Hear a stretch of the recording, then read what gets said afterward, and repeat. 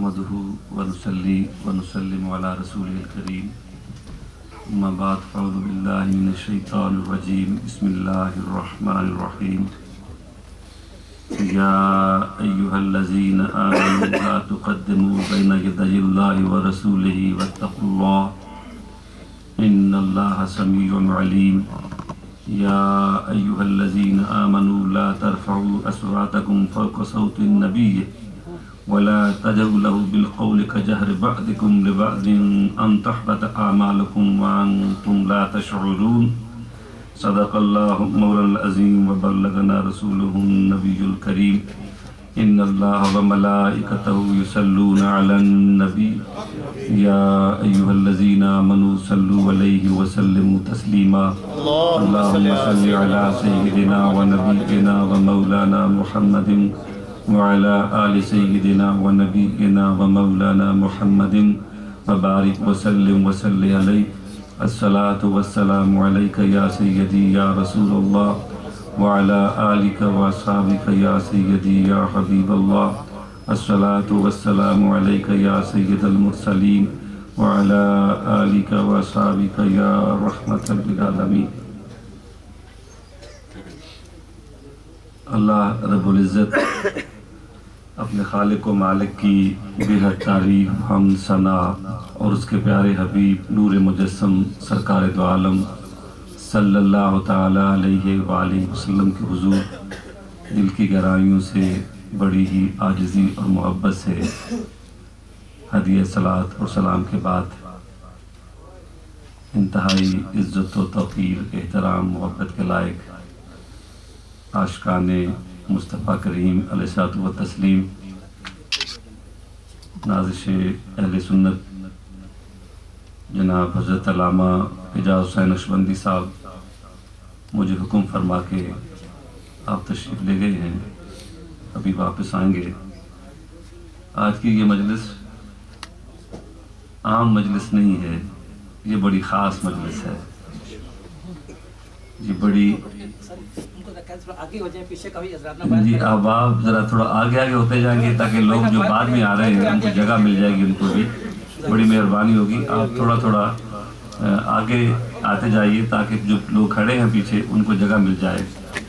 یہ عشاق کی محفل ہے، دیوانوں کی محفل ہے، آقا کے غلاموں کی محفل ہے. اور آج کی اسی خاص سعادتوں کے بارے میں امام اہل سنت عظیم البرکت مولانا الشاہ احمد رضا خان فاضل بریلوی علیہ الرحمہ نے کیا خوب فرمایا تھا کہ صبح طیبہ میں ہوئی بڑھتا ہے باڑا نور کا، صبح طیبہ میں ہوئی بڑھتا ہے باڑا نور کا، صدقہ لینے نور کا آیا ہے تارا نور کا. اور جو گدا دیکھو لیے جاتا ہے توڑا نور کا، جو گدا دیکھو لیے جاتا ہے توڑا نور کا، اور نور کی سرکار ہے کیا اس میں توڑا نور کا. کیا کمی ہے سرکار کے ہاں؟ جو گدا دیکھو لیے جاتا ہے توڑا نور کا، نور کی سرکار ہے کیا اس میں توڑا نور کا. حضرات گرامی، آج کی یہ خاص بابرکت رات شب میلاد رسول صلی اللہ علیہ وآلہ وسلم ہے.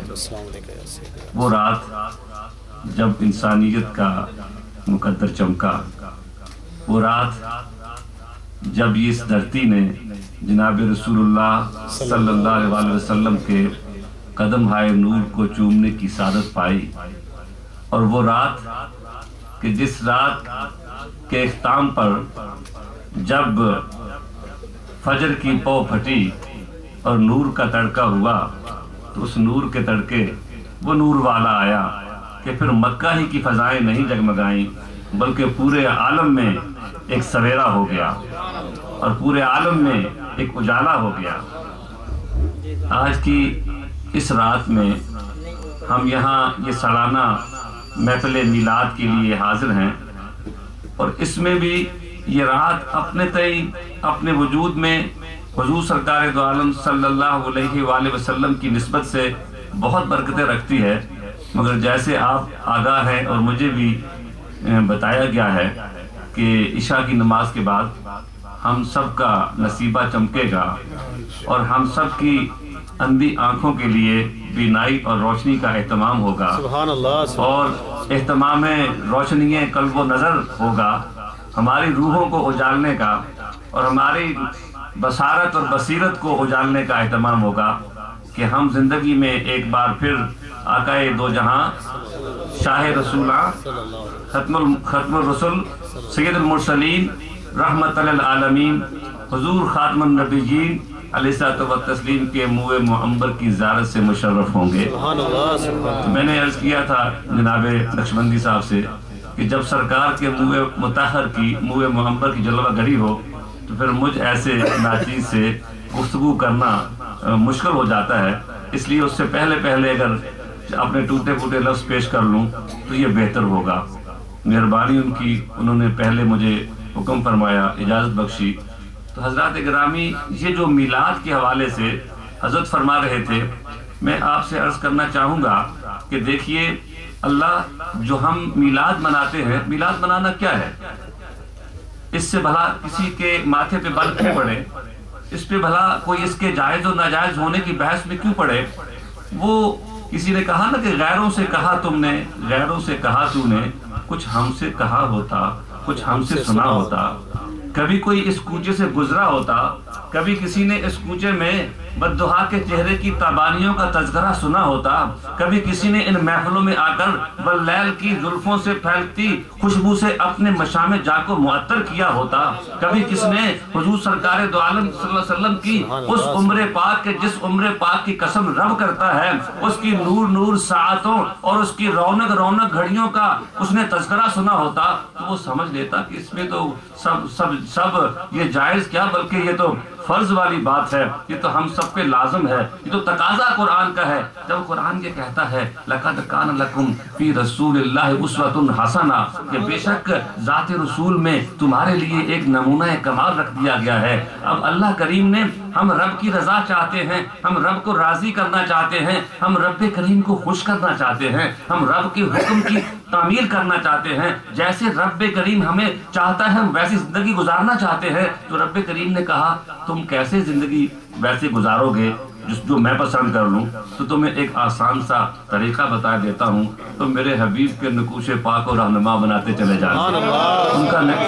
جہاں تیرا نقش قدم دیکھتے ہیں خیابہ خیابہ حرم دیکھتے ہیں، تم بس دیکھتے چلے جانا کہ جہاں جہاں میرے حبیب کے نقش قدم پڑیں گے وہاں سے اجالے امدیں گے، وہاں سے روشنیاں ابھریں گی، وہاں سے مہکار پھوٹے گی، تو تم ان نشان ہائے قدم رسول کو دیکھتے جانا اور ان کے پیچھے پیچھے چلتے جانا، بس تمہاری زندگی سمر جائے گی، اور تم مجھے پالو گے، تم میری رضا کو پالو گے، تم میرے عرفان کو پالو گے، تم میری خوشنودی کو پالو گے، تم مجھے راضی کر لو گے، تو جو تمہاری زندگی کا مقصد ہے وہ حاصل تمہیں ہو جائے گا۔ تو گویا قرآن کا تقاضا یہ ہے کہ رب کو راضی کیا جائے، رب کے حکم کی تعمیل کی جائے، رب کے احکام کے مطابق زندگی بسر کی جائے، اور وہ ناممکن ہے اگر ذات رسول صلی اللہ علیہ وسلم کو، ان کے نشان قدم کو رہنما نہ بنایا جائے۔ گویا اگر ہم جانیں گے نہیں، اگر ہم پہچانیں گے نہیں، اگر ہم ان کی سیرت پاک کو، وہ زندگی مبارک جس کے بارے میں قرآن کہتا ہے لَعَمْرُكَ إِنَّهُمْ لَفِي سَكْرَتِهِمْ يَعْمَهُونَ، اے میرے حبیب تیری حیات پاک کی قسم ہے کہ یہ لوگ اپنے نشوں میں سرگرداں ہیں۔ وہ عمر جاویداں، وہ عمر تاباں کہ جس کے لمحے لمحے کی رب کریم قسم کرتا ہے، ضرورت ہے کہ ہم اس کو جانیں، اس کا تذکرہ کریں، اس کو پڑھیں، اس کو سنیں، اس کو سمجھیں، تاکہ ہم اس کے مطابق زندگی گزاریں، اور اس لیے گزاریں کہ ہمارا خالق ہم سے راضی ہو جائے۔ تو کیا سمجھے؟ معنی یہ ہے کہ اگر یہ قرآن پاک ہم سے تقاضا کرتا ہے کہ تم نے رب کو راضی کرنا ہے، اور رب کو راضی کرنے کا راستہ بتاتا ہے کہ تم نے اسوۃ حسنہ کی بارگاہ جلیل و جمیل سے تم نے روشنی حاصل کرنی ہے، ان کی تم نے تابع داری کرنی ہے، تو پھر ازبس لازم ہے کہ سیرت مصطفیٰ کریم صلی اللہ علیہ وآلہ وسلم کو پڑھا جائے، ان کو سنا جائے، ان کو دیکھا جائے، ان کو سمجھا جائے، اور پھر اس کو اپنے قلب و روح میں اتارا جائے۔ تو میلاد کی جو محافل، اس میں کیا ہوتا ہے؟ میلاد کی محافل میں اس کے سوا کیا ہوتا ہے کہ سرکار کے آنے کے تذکرے ہوتے ہیں، سرکار کے حسن و جمال کا ذکر چھڑتا ہے، سرکار کے خلق عظیم کی بہاروں کو یاد کیا جاتا ہے، اور انہوں نے جس طرح ٹوٹے دلوں کو جوڑا ہے اس کا ذکر ہوتا ہے، جیسے انہوں نے نگاہ مازاغ اپنے غلاموں پہ ڈال کر گلیوں کے ذروں کو آفتاب و ماہتاب بنایا ہے اس کا ذکر ہوتا ہے، جیسے انہوں نے انسانی کمزوریوں کو انسانی طاقت میں بدلا ہے اس کا ذکر ہوتا ہے. تو وہ